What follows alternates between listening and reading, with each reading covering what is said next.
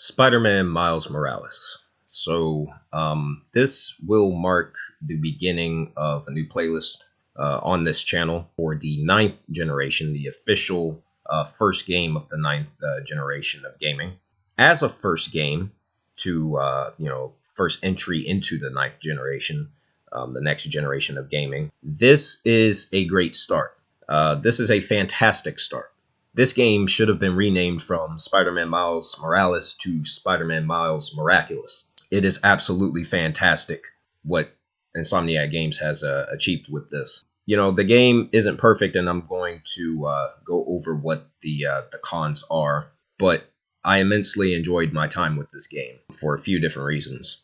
And so, starting off with what actually worked in this game's favor, and there's a lot that does work with this. First of all, the graphical presentation. This game looks just as good as the first game did when it comes to the graphics. The character models, including the NPCs in the game world just roaming around, look absolutely stellar. There's a lot of detail that you can tell that the animators put into this. And speaking of the animation, this game has some of the best animations that I've seen in this medium. Miles Morales, you can tell, is very different from Peter Parker in terms of how he fights. The way he web slings through the city is extremely different from Peter's style. It really does feel like you're playing a different character, a unique character throughout this game's entire runtime, because there's not a single moment in the game where you play as Peter. Everything is Miles. That definitely works in the game's favor a great deal. Another thing that really worked about this is the combat system, which isn't perfect, and like I said, I'm going to get to what some of the cons are after I'm done talking about the pros. But the combat system, like I said, this is one of the best combat systems that I've seen in video games, and one of the reasons is because it's very snappy. Everything is just precise as far as the movement and the animations. You have a lot of different options, including the gadgets, and to further differentiate Miles from Peter, they gave him these special attacks called venom attacks, which he actually does have in the comics. And you have different types of venom attacks that you can do. There's one called just the typical venom strike. There's one where he will use a venom attack and just grab his opponent and throw them. There's another one where you can launch enemies into the air, and then the last one is Venom Blast, which requires a full meter of 3 different bars that you accumulate throughout the game. And if you use that, it automatically knocks out all the enemies that are in your immediate vicinity. So very useful in combat, those Venom strikes, and that what they do really is they stun enemies in the area, and then you can upgrade the moves and have like a chain reaction effect where it affects several enemies at once. And so that's extremely useful. Another thing that they gave Miles, which is also in the comic books, is his ability to turn invisible. And that really works when you're engaged in the stealth sequences of the game. It's also extremely useful for when your health is low in the middle of combat, and you can just turn invisible, and then the enemies will start trying to search for where Miles is. That's something else that's also upgradable in the game. You can extend the duration of it. You can also gain the ability to attack while you're active with the camouflage, is what they call it. Some of the gameplay additions, the neat little gameplay additions that they added to this, is something that was a welcome change from the first game. Now, ultimately, aside from some of those minor additions, the game, for the most part, remains the same, and they take if it's not broke, don't fix it approach. Now, getting into one of the cons early right here is the combat system. While it's great and it's really flashy on screen and fun to engage in when it works, there are some instances, however, and this was also a problem in the first game, where you can be essentially surrounded by dozens upon dozens of enemies on screen. If you accidentally mess up, or if an enemy attacks off screen and hits you, then the enemies, the AI can just gang up on you, and no matter how many times you press the dodge button, you can just essentially just get pummeled. And that's extremely frustrating if you're playing on the hardest difficulty, which I was throughout my entire session with this game. So that's one of the very few things that's wrong with the game. It wasn't something that I really took too seriously with the first one, because it's the first game. You got to iron out all what's actually wrong. But here we are with the sequel, 2 years later, and they haven't really done anything to fix it. So when the actual sequel, when Spider-Man 2 releases, that's something I really want to see corrected, is the responsiveness of the combat system as far as the player's defensive options go. Aside from that, I don't really consider this to be a con, but I can see how someone would consider it to be a con, is the fact that this is a bit too similar to the first game.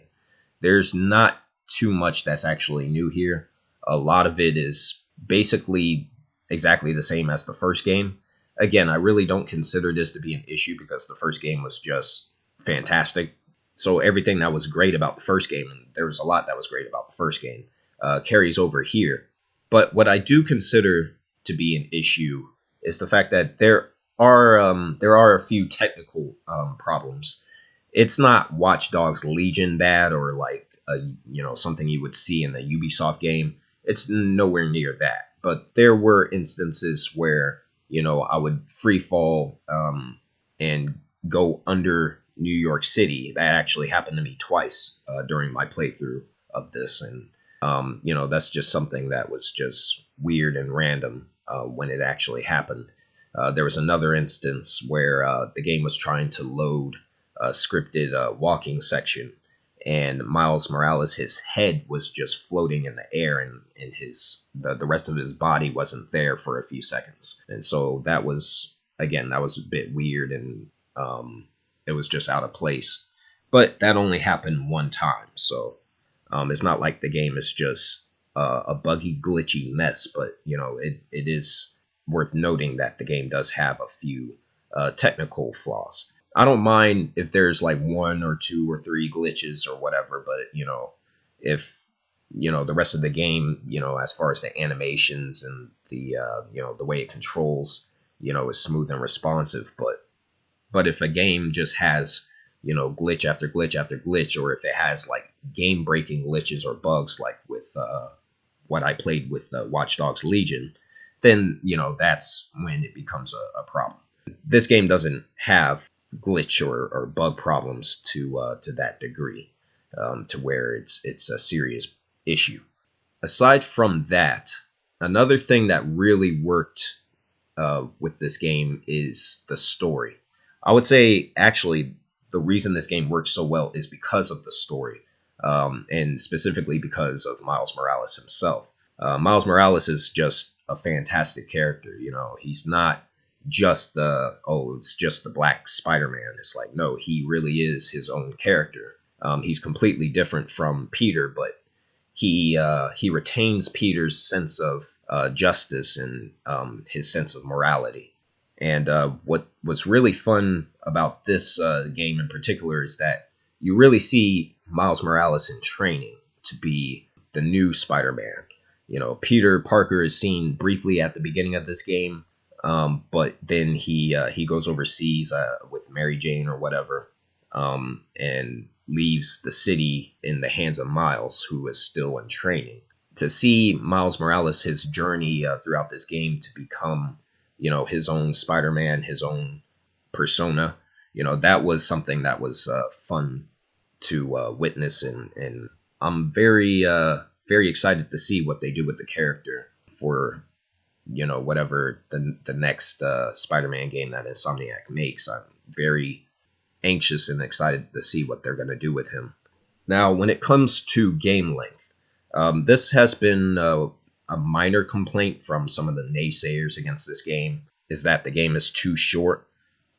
Here's why that's not an issue. I'm someone who's hypercritical of video games because I don't like the industry the way that it stands in its current form, and I haven't been a fan of the industry, the video game industry, for a long time. But in this game's case, I'm not going to complain about the length. Like, I had someone comment on one of my videos saying that the game was like 6 hours long. It's like it's 6 hours long if you rush through the story. This isn't open. It's a large open world game with a bunch of side activities. So, I mean, if you just rush and do nothing but the story missions, then yeah, you're not going to get a whole lot of playtime out of it. But if you take the time to actually do, the side activities, the side missions, and all that, then you're going to get a lot more playtime out of the game. You're going to get a lot more enjoyment out of the game. Insomniac Games made it very clear that this was a standalone game and it wasn't going to be, the size of a full-length sequel, because it's not a full-length sequel. The length is just, complaining about the length with this particular game is just asinine to me. Makes no goddamn sense whatsoever.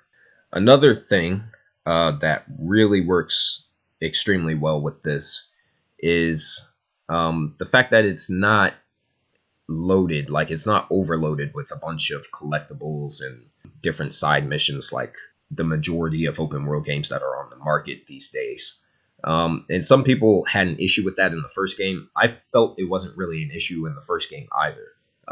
If you actually take a look at the trophy list for Spider-Man on PS4, that game has one of the highest completion rates on the PlayStation 4 and in that console's entire library. And that's because, the game wasn't overloaded with a bunch of useless, running around annoying fetch quests and a bunch of different collectibles that just felt useless and that didn't have any bearing on the character or the story itself. And Miles Morales is the exact same way. You do have items that you can collect that will tell like somewhat of a backstory between Miles and like one of the other characters or whatever that he interacts with throughout the game's story. And then there's other unique challenges that you can take part in, be it combat challenges, stealth challenges, or just typical like race maneuver challenges throughout the city. The one that's actually new is that they have these small missions where Miles Morales is tasked with trying to find these sound files in a condensed environment. And those missions are given to him by his uncle, who's a big side character in the game. So, yeah, those weren't really fun at all. In fact, they were extremely annoying because it took more effort than what it was worth to actually find what the game wanted you to actually find in those small side missions. And they weren't fun to me at all. They were just annoying and frustrating. But there's not a whole lot of them in the game. There's maybe like 6 or 7, somewhere around there. So it's not really anything to say that's like a big issue with the game. As far as the boss fights, because I was looking at the negative reviews on Metacritic for this, some people were complaining about the fact that the game only has 3 boss fights. Here's what I have to say about that. The number of the boss fights doesn't bother me because, once again, this is a standalone game. It's only around 10 hours long, 10 to 15 hours long tops. It's not a very long game, and anyone who went into this expecting there to be like a dozen different, boss encounters is just, there's something wrong with you if that was your expectation. That's not really an issue, is the fact that this game only has 3 bosses. More so, the issue comes from, the actual quality. The first boss fight was great with Rhino because it was like a big major set piece, and it was something that was fast paced and brought out that blockbuster element that you would expect from a large AAA project like this. And it was a lot of fun, steering Rhino through this shopping mall. They did a fantastic job with that. And the last boss fight with the Tinkerer, that was a great boss fight as well, because that was like a culmination of the story and what was going on with that character. Which I'd say behind Miles Morales, the Tinkerer is the next best character, written character in this game. every decision that was made during this game's writing, as far as the Tinkerer goes, was executed with careful attention. I really enjoyed that character and what that character was about, that character's motivations, and specifically that character's connection with Miles Morales himself. The boss fight that didn't work for me was the middle boss fight. They reused Rhino again. That wasn't really what bothered me. More so, what bothered me was the fact that, the design of it. When you're in that boss fight with Rhino, the second encounter, you have a bunch of different enemies on screen, and Rhino is like throwing things at you, throwing objects at you, and attacking you off screen. And it becomes extremely frustrating quick when you're playing on one of the higher difficulty levels, because you can literally die within seconds. And so I just kept dying over and over and over again. And that goes back to, the responsiveness of the combat system and all that not being where it needs to be. Yeah, I didn't enjoy that boss fight, and I was glad to be done with it. That was one of the only times with this game that I truly got frustrated, and I just really wanted to put my controller down and just take a break for a little bit. Outside of those few cons, this is a fantastic game. It really is. The thing that was great about Spider-Man 2018 is that it gave you the feeling of what it was actually like to be the character in a way that the other Spider-Man games that came before it weren't able to do as well as Insomniac games did it. This game gives you that feeling again, and it continues where the first game left off, but the inclusion of a new character like Miles Morales just gives it a completely different spin, because once again, he's not Peter Parker. He is his own character, and that's the whole theme of the game that they were, using to market the trailer. And that's actually, I think, the name of the platinum trophy for this game on PlayStation. The whole slogan of "Be Yourself." That's really the ultimate theme of the game. Miles Morales is trying to figure out who he is and figure out how he's going to make his role as Spider-Man work, and how he's going to protect the people in his community within the Harlem section of New York City. So I really enjoyed this game a lot. I'd actually would say that this is probably my favorite game that's been released this year so far. Definitely one of the better games that's been released this year, and there's been a lot of bullshit that's come out this year. So the way I see it, as far as my top 3 picks for games that came out in 2018, not counting Persona 5 Royal, because that's just an expansion of a game that came out years ago. Spider-Man Miles Morales is at number 1. Number 2 is Ghost of Tsushima, or Ghost of Tsushima if you want to say it like that. And Doom Eternal is number 3. So those are like my top 3 games right now. Now I'm still waiting for Cyberpunk 2077. I suspect that game will end up being my number 1 of the year overall, if CD Projekt Red can actually release the goddamn thing. Hopefully they don't delay that again, and it'll come out next month, and I'll get my hands on that and see what that's all about. But for now, Spider-Man Miles Morales, this is definitely one of the best games that has come out this year. Even with its minor annoyances and its shortcomings, which are very small, very minute, this game it's fun. It's simply a lot of fun. And a lot of that comes from the writing, the gameplay, even the length, I think, plays in this game's favor, because, there's a lot of open world games that just do nothing but waste your time. And by comparison, this game was more of a quick in and out type of thing, without being too short. I did feel like I got my money's worth with this. They didn't even charge full price for this game. So, yeah, I enjoyed the hell out of this. Yeah, I believe the last game I'm going to buy in 2020 is Cyberpunk 2077.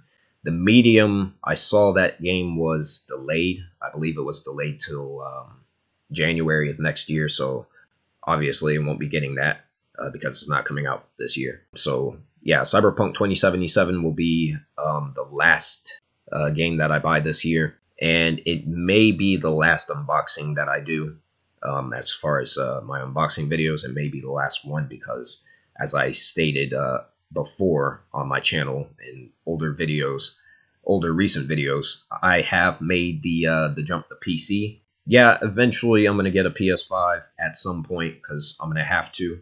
But right now it's not on my radar. So like if I got one right now, it would literally just sit and collect dust, and I really wouldn't use it. So I'm mainly going to be gaming on PC this generation.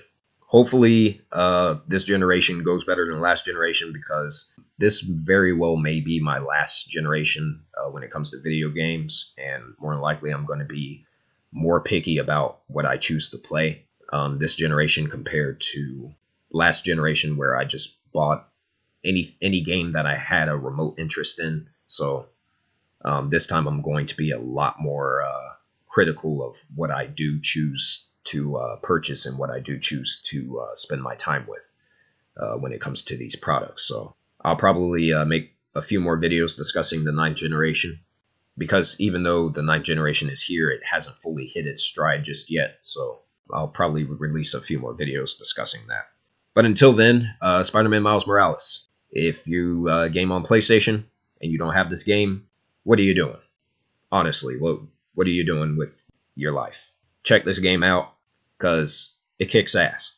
Like, no bullshit, it's really good. So that's what I got to say about Spider-Man Miles Morales. Man, I still can't get over that suit. So cool. Gotta be me. Yeah, you do.